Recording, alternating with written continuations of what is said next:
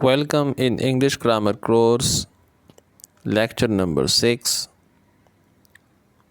पिछले लेक्चर के अंदर हमने लेक्चर नंबर 5 के अंदर पार्ट्स ऑफ स्पीच का पार्ट 1 कंप्लीट किया, जिसमें नाउन, प्रोनाउन और एडजेक्टिव को डिस्कस किया गया था। आज की इस क्लास में पार्ट्स ऑफ स्पीच का पार्ट 2 है, जिसके अंदर हम रिमेनिंग पार्ट्स ऑफ स्पीच को वन बाय वन डिस्कस करेंगे। पार्ट्स ऑफ स्पीच, जैसा कि हमने लास्ट क्लास में देखा कि actually these are categories of words according to the function they perform in a sentence. So word की, लफ्ज़ की एक किस्म इंग्लिश ग्रामर के अंदर वर्ब भी है, जिसको उर्दू में अरबिक ग्रामर में फ़ेल कहते हैं, काम कहते हैं। A verb is a word use to express an action और स्टेट। सो यहाँ पर वर्ब जो है इसकी दो हालतें हैं। There are two types of verb, verbs of action and verbs of state. Verb जो है वो या तो किसी हालत को बयान करता है या पर किसी काम को बयान करता है, किसी एक्शन को डिस्क्राइब करता है या किसी स्टेट को, किसी हालत को। मिसाल के तौर पे आई एम अ बॉय, मैं एक लड़का हूँ, इसमें एम भी वर्ब है, जिसको हम ट्रेडिशनल ग्रामर में हेल्पिंग वर्ब या इमदादी फ़ेल कहते हैं, क्योंकि ये मेरे होने की हालत, लड़का होने की हालत बयान कर रहा है। मैं हूँ, मैं था, मैं हूँगा, will, shall, is, are, am, these are all helping verbs. So these are also verbs.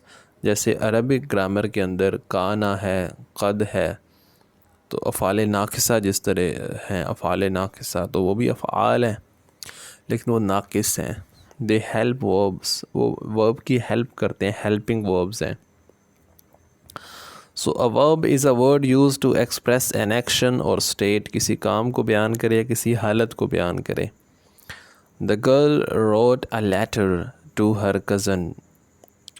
Road, यहाँ पे इस सेंटेंस के अंदर रोट जो है ये वर्ब है। राइट होता है लिखना, एक काम है। रोट उसकी सेकंड फॉर्म है लिखा। Calcutta is a big city, यहाँ पे इज़ जो है ये हेल्पिंग वर्ब है, एक्शन वर्ब नहीं है, एक स्टेट को बयान कर रहा है, होने को। कलकत्ता एक बड़ा शहर है, सो इज़ भी एक वर्ब है। Iron and copper are useful metals, इसमें आयरन और कॉपर यूज़फुल मेटल्स हैं, उनका होना बयान कर रहा है। आर इसमें वर्ब है जो कि वर्ब ऑफ स्टेट है and not verb of action. कोई और एग्जाम्पल लेते हैं।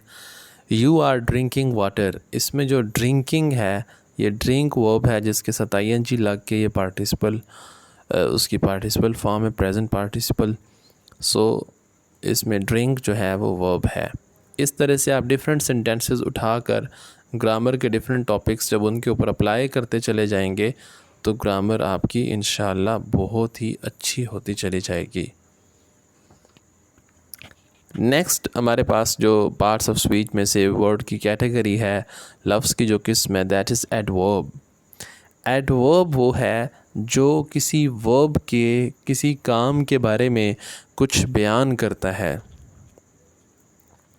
जो किसी वर्ब के मीनिंग में कुछ ऐड करता है, किसी वर्ब के मीनिंग में करे या किसी एडजेक्टिव के मीनिंग को मॉडिफाई करे, उसकी कुछ मज़ीद वजाहत दे किसी एडजेक्टिव की, किसी इसमें सिफ्त की, या और अनदर एडवर्ब, या किसी दूसरे एडवर्ब के बारे में कुछ बयान करे। मिसाल के तौर पे अब तीनों चीज़ों को बारी बारी देखेंगे। An adverb is a word use to add something to the meaning of a verb, an adjective और अनदर एडवर्ब। सो एडवर्ब सिर्फ वही नहीं है जो वर्ब के बारे में कुछ मॉडिफाई करे, वर्ब के बारे में कुछ डिस्क्राइब करे, बल्कि adverb can modify a verb, an adjective or maybe another adverb. For example, look at the first sentence, that is, he worked the sum quickly. He worked the sum, उसने काम किया। worked इसमें verb है, work काम करना। quickly तेज़ी से किया। काम करने के बारे में बताया जा रहा है कैसे किया, आहिस्ता किया या तेज़, ये एडवर्ब है। क्विकली, जो बयान कर रहा है कि तेज़ी से किया। So quickly here is an adverb, और ये किस चीज़ को मॉडिफाई कर रहा है, इसको लिंक बैक करेंगे क्विकली इस वक्त पीछे जो वर्क आया है, ही वर्कड द सम।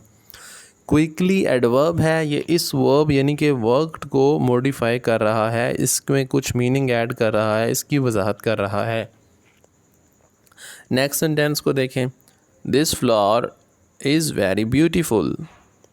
यहाँ पे फ्लावर के बारे में, ये फूल बहुत खूबसूरत है। ब्यूटीफुल एडजेक्टिव है, क्योंकि एडजेक्टिव वो होता है जो किसी नाउन के मीनिंग में कुछ ऐड करे, उसके बारे में कुछ बयान करे। सो ब्यूटीफुल जो है ये वर्ड फ्लावर के बारे में बयान कर रहा है कि बहुत खूबसूरत है। कौन? फ्लावर। अब ब्यूटीफुल एडजेक्टिव है, और उससे पहले जो वेरी लगा है, वेरी ब्यूटीफुल, बहुत खूबसूरत।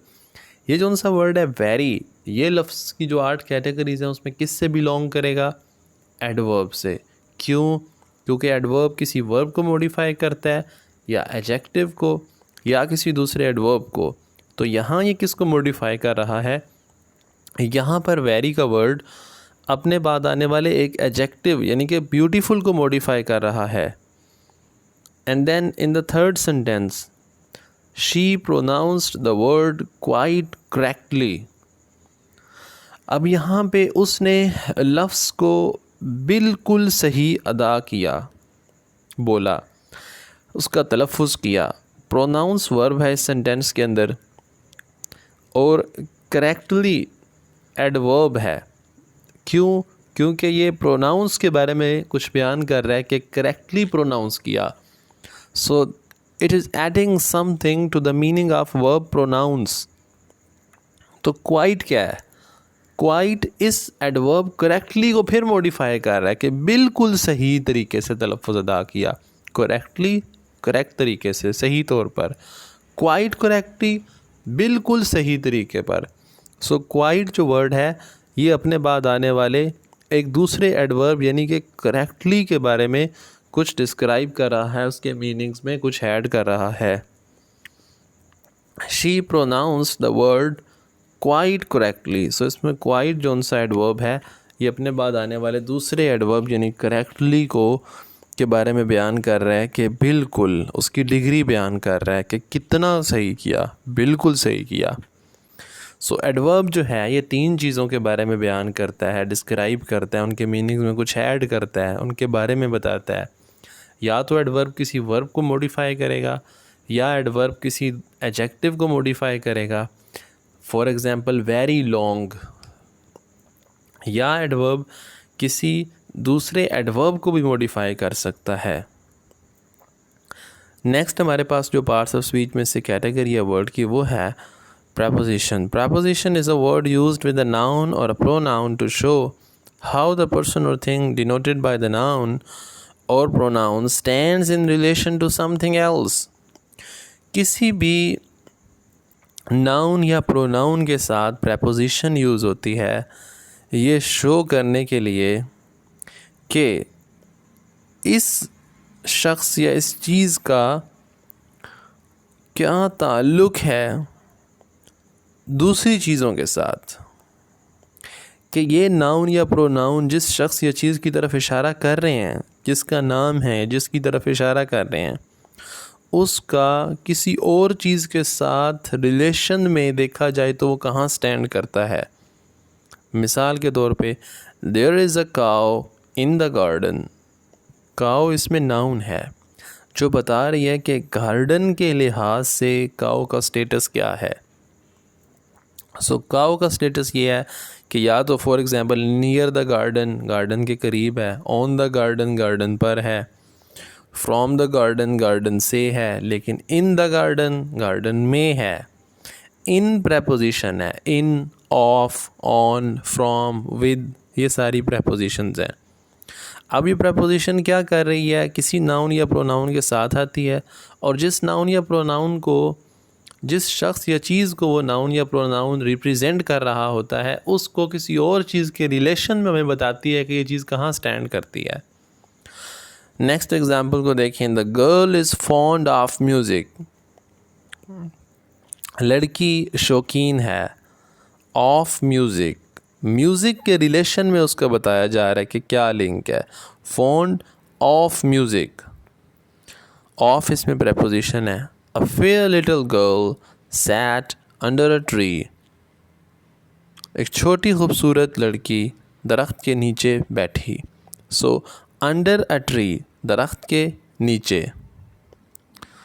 अंडर प्रेपोजिशन है इस सेंटेंस में। Then we have conjunction. Conjunction दो हिस्सों को, दो लफ्ज़ों को, दो क्लासेस को आपस में जोड़ने के काम आता है। A conjunction is a word used to join words और sentences as Ali and Usama are cousins. And यहाँ पे कंजंक्शन है जो दो, अली एंड उसामा, अली और उसामा को जोड़ रहा है आपस में। Two and two make four, two and two conjunction लगा, टू और टू को जोड़ रहा है। Then there are two parts और two sentences you may say. I ran fast but missed the train. Here are two clauses.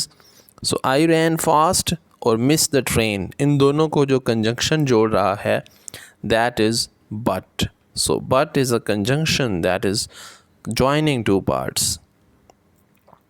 We cannot play while it is raining. So while is a conjunction that is connecting two parts of a sentence.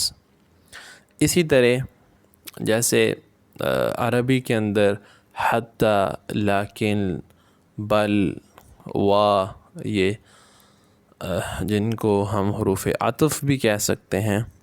अरबी grammar के अंदर जो Arabic grammar के teacher और students हमारा ये session ले रहे हैं, उनकी रहनुमाई के लिए मैं बताता चलूँ कि ये कंजंक्शन जो हैं ये हरूफ आतफ़ वा, फ़ा, सुम औ अम, इम, सुम औ अम, लाकिन, बल, लाकिन, ला, हत्ता, ग़ालिबन यही हैं। तो ये सारे जो हरूफ आतफ़ इस्तेमाल होते हैं, these are conjunction in English grammar like but, then, and, therefore, because. So there are conjunction जो दो हिस्सों को जोड़ते हैं।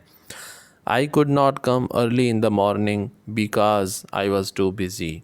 सो बिकॉज एक कंजंक्शन है, I could not come early in the morning और आई वॉज बिज़ी, इन दो क्लासेस को जोड़ रहा है, इन दो सेंटेंसेस को जोड़ रहा है बिकॉज कंजंक्शन, क्योंकि। Interjection is our last category of words according to the function they perform in a sentence. Parts of speech में से लास्ट टॉपिक है इंटरजेक्शन का। An interjection is a word which expresses some sudden feeling, वो लफ्ज़, वो expressions जो अचानक की फीलिंग्स का एहसास ज़ाहिर करें। Hurrah, we have won the match, hurrah, wow, alas, she is dead. Sad expression हो, दुख का हो या खुशी का, अलास, अफसोस, हुर्रा, वाओ, वाह। ये जो इस तरह के अल्फाज हैं ये सारे इंटरजेक्शन की कैटेगरी में आते हैं। आज हमने पार्ट्स ऑफ स्पीच में से 5 को पढ़ के पार्ट्स ऑफ स्पीच का बेसिक कॉन्सेप्ट का इंट्रोडक्शन कंप्लीट किया।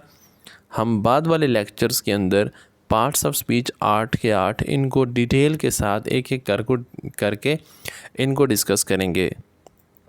आज के लेक्चर में हमने, आज की क्लास में हमने एडवर्ब पढ़ा, वर्ब पढ़ा, प्रेपोजिशन, कंजंक्शन और इंटरजेक्शन, ये 5 चीज़ें हमने डिस्कस की हैं। तो जिन्होंने पिछला लेक्चर नहीं देखा वो लेक्चर नंबर 5 ज़रूर अटेंड करें, क्योंकि उसमें पार्ट्स ऑफ स्पीच का पार्ट 1 था। Now there is an assignment. आज की आपकी असाइनमेंट ये है कि आपने 5 पार्ट्स ऑफ स्पीच की 5 एग्जाम्पल देनी है, इनको सेंटेंसेस में इस्तेमाल करके, यानी आपने 25 सेंटेंसेस। आप हमारे व्हाट्सएप ग्रुप के अंदर भी अपना होमवर्क शेयर कर सकते हैं और यहाँ यूट्यूब पर नीचे कमेंट्स में भी आप अपने आंसर शेयर कर सकते हैं।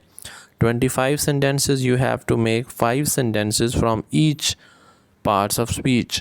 और फिर आपने बताना कि सेंटेंस में कौन सा पार्ट ऑफ स्पीच जो ज़्यादा नहीं बना सकते, वो 5 पार्ट्स ऑफ स्पीच में से 5 टाइप्स का एक एक सेंटेंस ज़रूर अभी कमेंट्स में ऐड कर दें, so that I may check your homework.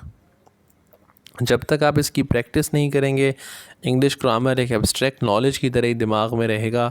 इसको प्रैक्टिकल नहीं बनाएंगे, इजरा नहीं करेंगे, अप्लाई नहीं करेंगे, उस वक्त तक इंग्लिश आपकी खूबसूरत नहीं होगी।